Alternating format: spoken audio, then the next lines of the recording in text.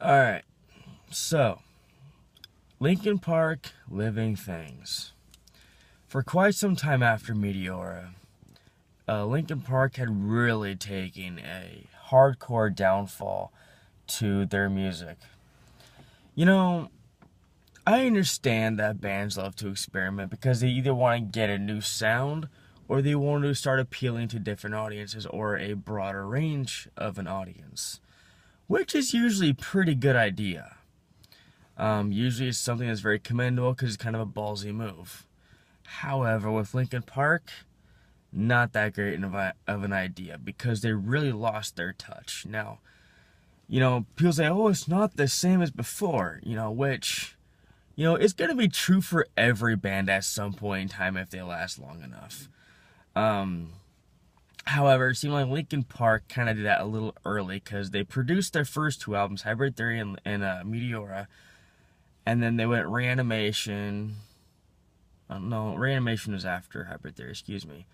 After Meteora, it was Minutes to Midnight, which really took a different musical turn. I don't really know where the Living Things came into play as far as experimentation.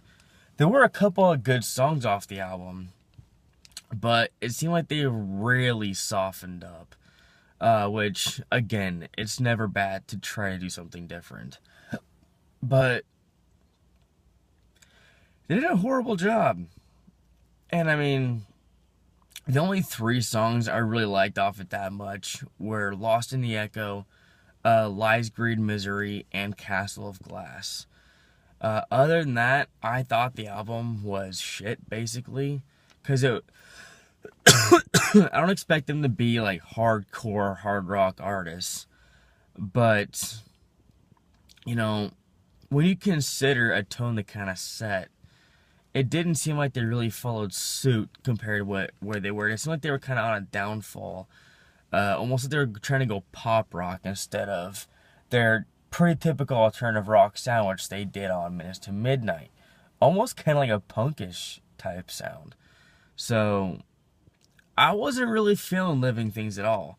I mean, like I said, there were a few songs I liked, but overall, Living Things, it seems too much like they're trying to combine kind of a pop alternative rock, kind of a pop rock sound all into one. And it miserably fails. So, Living Things, not a great album.